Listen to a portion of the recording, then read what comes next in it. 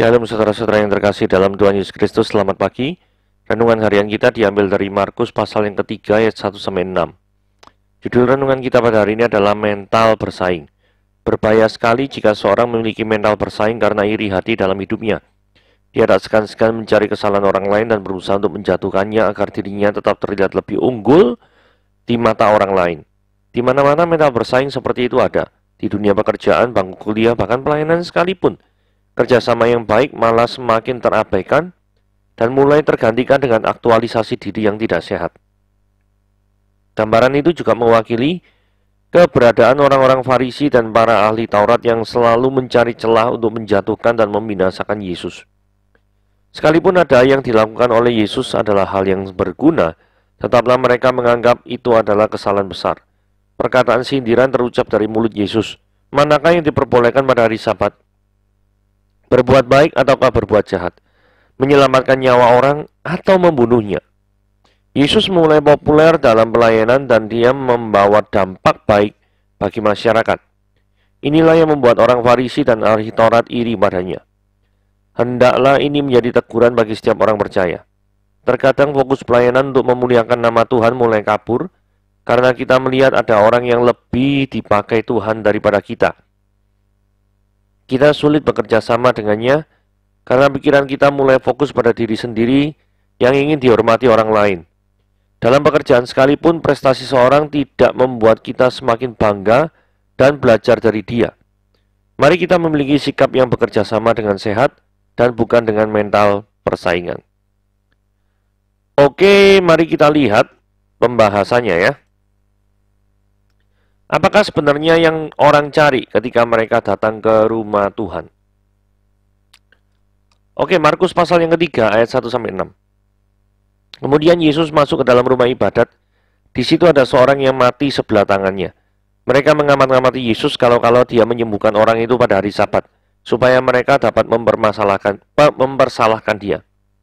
Kata Yesus pada orang yang mati sebelah tangannya itu, "Mari berdirilah di tengah." Kemudian katanya pada mereka, manakah yang diperbolehkan pada hari Sabat, berbuat baik atau berbuat jahat, menyelamatkan nyawa orang atau membunuh orang? Tapi mereka itu diam saja. Ia berduka cita karena ketinggilan mereka, dan dengan marah memandang sekelilingnya kepada mereka, lalu berkata pada orang itu, "Ulurkanlah tanganmu," dan dia mengulurkannya, maka sembuhlah tangannya itu. Lalu keluarlah orang-orang Farisi dan segera bersekongkol dengan orang-orang Herodian untuk membunuh dia. Saudara, kalau kita baca Markus pasal yang ketiga ayat 1-6, ini paralel dengan Matius pasal yang ke-12 ayat 9-15. Nah, ada beberapa ayat yang memang tidak ada di dalam Markus seperti yang saya merah-merah itu ya. Tetapi Yesus berkata pada mereka, "Jika seorang di antara kamu punya seekor domba dan domba itu terjatuh ke dalam lubang pada hari Sabat, tidaklah dia akan menangkapnya dan mengeluarkannya. Bukankah manusia jauh lebih berharga daripada domba? Karena itu boleh berbuat baik pada hari Sabat."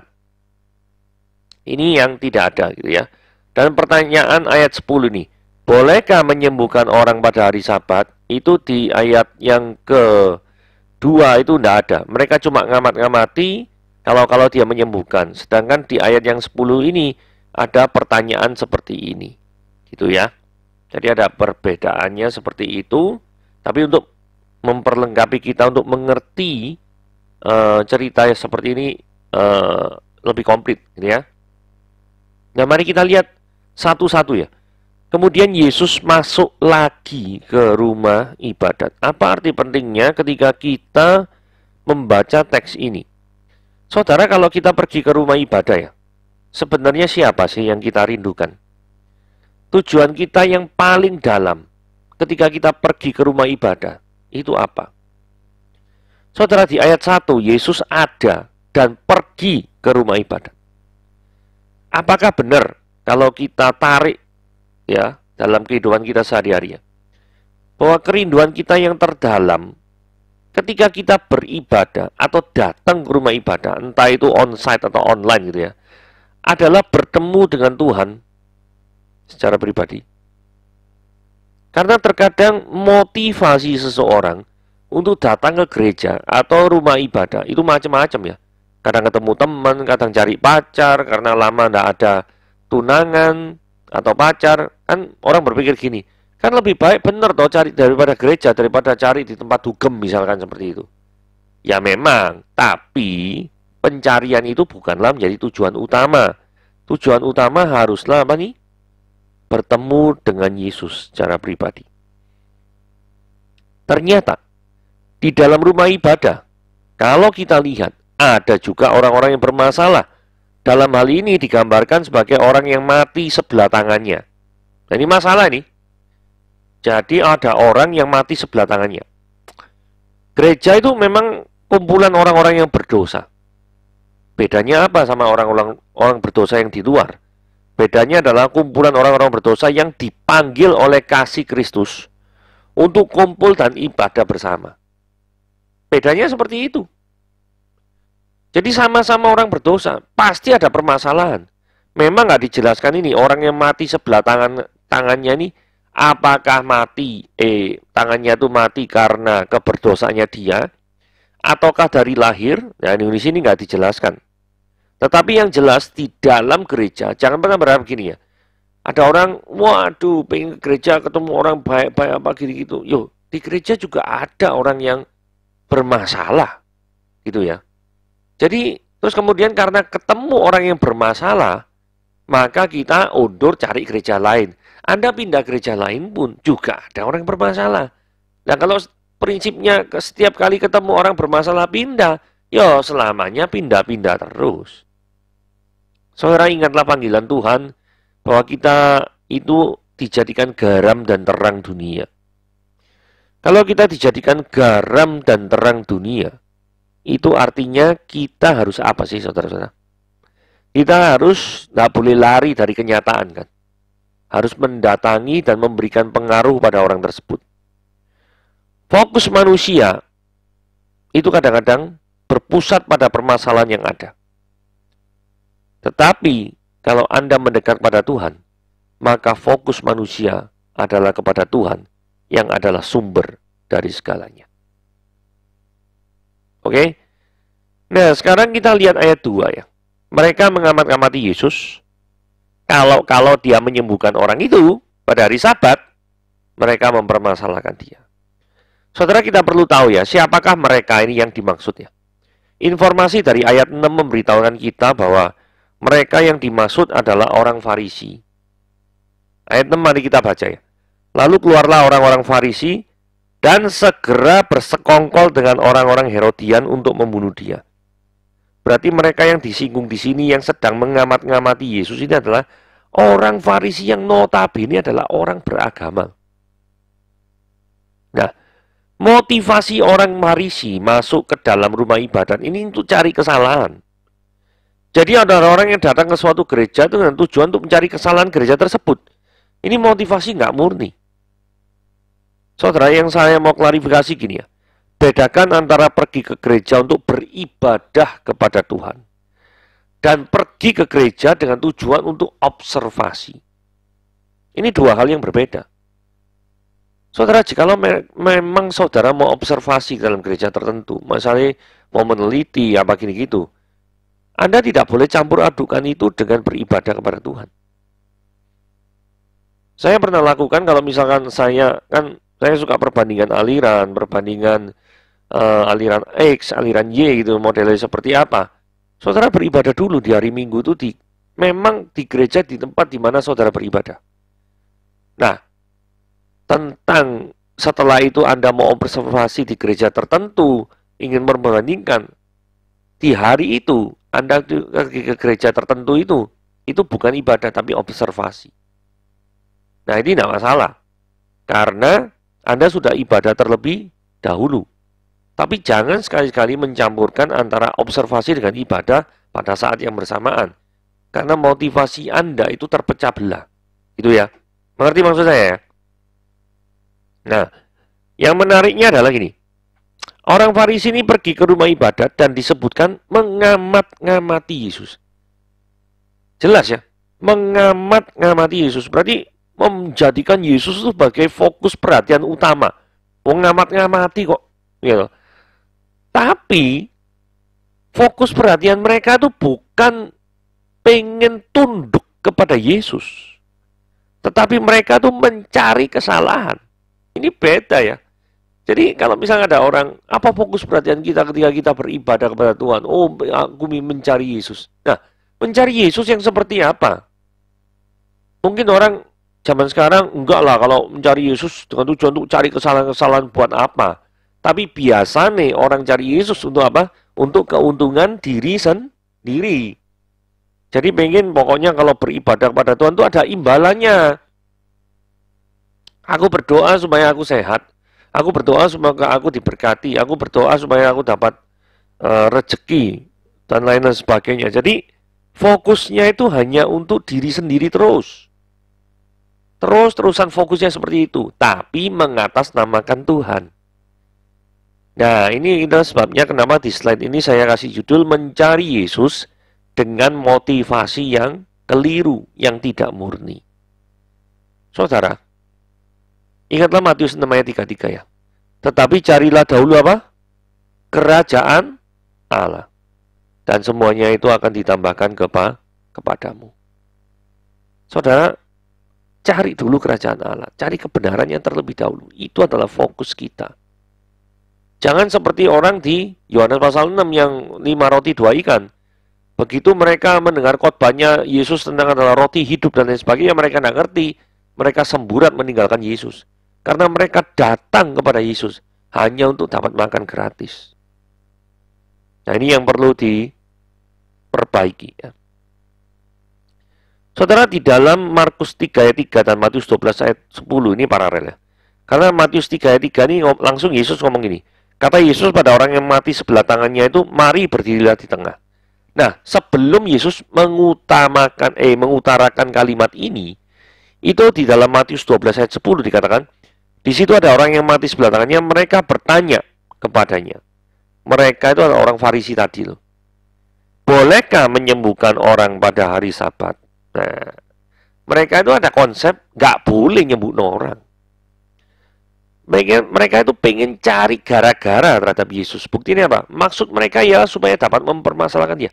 Kalau misalkan Yesus jawab boleh, langsung mereka mungkin mengeluarkan aturan-aturan hukum Taurat yang sudah ditambah-tambahi dulu. Nah, poin pentingnya gini ya. Yesus itu tidak peduli motivasi orang-orang yang mau cari gara-gara dengan dia. Tidak peduli. Sama sekali nggak peduli. Kamu mau cari gara-gara sama aku, mau cari kesalahanku, tidak peduli. Tetapi Yesus itu lebih peduli kepada orang yang membutuhkan dia daripada orang yang mencari-cari kesalahan terhadap dia. Yesus tahu, kalau dia menyembuhkan, maka ada banyak tuduhan yang bisa dialamatkan kepadanya. Betul ya? Kalau misalkan Yesus ini menyembuhkan nih, orang-orang Farisi akan langsung segera menyerang. Tapi kalau Yesus tidak menyembuhkan, damai sejahtera. Aman-aman saja. Ya tahu? Tapi Yesus tidak mencari suasana yang aman-aman saja. Yesus lebih mengutamakan kebenaran itu ditegakkan, tapi reaksinya adalah rame sama orang Farisi, daripada mau cari ketenangan, tapi kebenarannya tidak ditegakkan. Yang Yesus pedulikan adalah kebenaran, bukan kenyamanan, bukan keamanan. Tidak boleh melakukan sesuatu apapun pada hari Sabat. Benar tak? Markus 3 ayat 4 dikatakan gini. Kemudian katanya kepada mereka, manakah yang diperbolehkan pada hari Sabat? Berbuat baik atau berbuat jahat? Menyelamatkan nyawa orang atau membunuh orang? Tapi mereka itu diam saja. Kemudian ayat 2, Matius 12 ayat 11-12 ini indah sekali. Itu sebabnya saya tampilkan di sini ya. Yesus tidak cuma tanya ya, manakah yang diperbolehkan pada hari Sabat, berbuat baik atau berbuat jahat. Yesus memberikan analogi kepada mereka, suatu cerita kepada mereka. Jika seorang dari antara kamu punya seekor domba, dan domba itu jatuh ke dalam lubang pada hari Sabat, tidakkah dia menangkapnya dan mengeluarkannya? Pertanyaan nih, kenapa kok domba kalau jatuh ditangkap dan dikeluarkan? Karena domba itu miliknya. Nah kalau nggak ditolong, domba ini mati, dia akan rugi secara fisik. Betul ya? Ketika dia rugi, merugikan dirinya sendiri, maka dia rela mau ngambil anak domba. Gitu ya.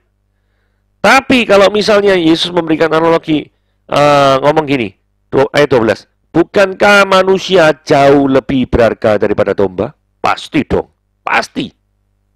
Langsung Yesus ngasih kesimpulan, karena itu boleh berbuat baik pada hari Sabat. Dengan adanya analogi yang sangat bagus itu, yang tujuannya untuk membukakan pikiran mereka tentang konsep Sabat yang keliru. Tapi permasalahannya adalah gini ya, orang-orang tersebut itu apakah memiliki hati yang siap untuk dikoreksi? Orang-orang Farisi itu, mereka itu tidak punya masalah nih. Sekali lagi kita lihat ayat 6. Orang Farisi itu malah ngajak orang Herodian untuk bersengongkol membunuh Yesus. Artinya mereka datang ke rumah ibadat, benar-benar mau cari kesalahan. Hati mereka sudah ditutup untuk kebenaran firman Tuhan. Ini berbahaya sekali ya. Ketika seorang datang ke gereja, ketika pendetanya memberitakan kebenaran firman Tuhan yang sesuai dengan firman Tuhan, tapi tidak cocok dengan kehidupannya sang jemaat, misalkan seperti itu, maka dia tidak siap memberikan diri untuk dikoreksi. Ini yang paling berbahaya. Fisik datang ke rumah Tuhan, datang beribadah mungkin online, tetapi secara pikiran dan hati tidak memiliki hati yang siap untuk dikoreksi. Hal yang berikutnya, yang terakhir, ayat 5. Dia berduka cita, Yesus berduka cita. Kenapa? Karena mereka tuh degil. Si orang-orang Farisi tadi loh, keras sekali. Sudah tidak bisa jawab analoginya Tuhan Yesus. Sudah tidak punya kesempatan untuk membantah. Tapi toh mereka tuh hatinya sangat keras. Ya. Jadi Yesus sedih melihat kekerasan hati orang Farisi. Hal yang sama juga terjadi ketika Yesus melihat kekerasan hati orang yang tidak mau berubah, sekalipun sudah ditegur oleh firman Tuhan. Yesus juga sedih melihat hal-hal orang-orang seperti itu di zaman modern ini. Bahkan orang Farisi tidak bisa berargumen apapun kepada Yesus. Buktinya mereka diam saja, kan tadi kita baca. Tapi diam bukan berarti mereka mau bertobat. Tetap tidak mau bertobat. Bahkan orang Farisi melihat kesembuhan yang terjadi itu di depan mata mereka sendiri loh. Artinya kalau mereka berpikir, oh ini bermasalah karena dosa. Oh, Yesus berkuasa ngampuni dosa. Tapi toh mereka tetap tidak mau bertobat gara-gara mereka melihat mujizat. Jadi kebenciannya mereka itu sudah memuncak terhadap Yesus. Ayat 6 saya kutip lagi di sini, maka keluarlah orang-orang Farisi dan segera bersekongkol dengan orang-orang Herodian. Untuk apa saudara-saudara? Untuk membunuh dia. Jadi kehadiran sang kebenaran itu membuat tidak nyaman kaum agamawi saat itu.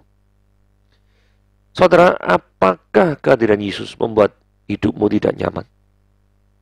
Jangan-jangan hidupmu sama seperti orang Farisi loh. Kelihatannya beragama, tapi hatinya jauh daripada Tuhan. Saudara, firman Tuhan pada hari ini membuat kita untuk bertobat, untuk kembali lagi kepada esensi ibadah yang benar, yaitu mencari Tuhan dengan segenap hati, segenap jiwa, dan memiliki hati yang tunduk terhadap firman-Nya. Tuhan Yesus memberkati.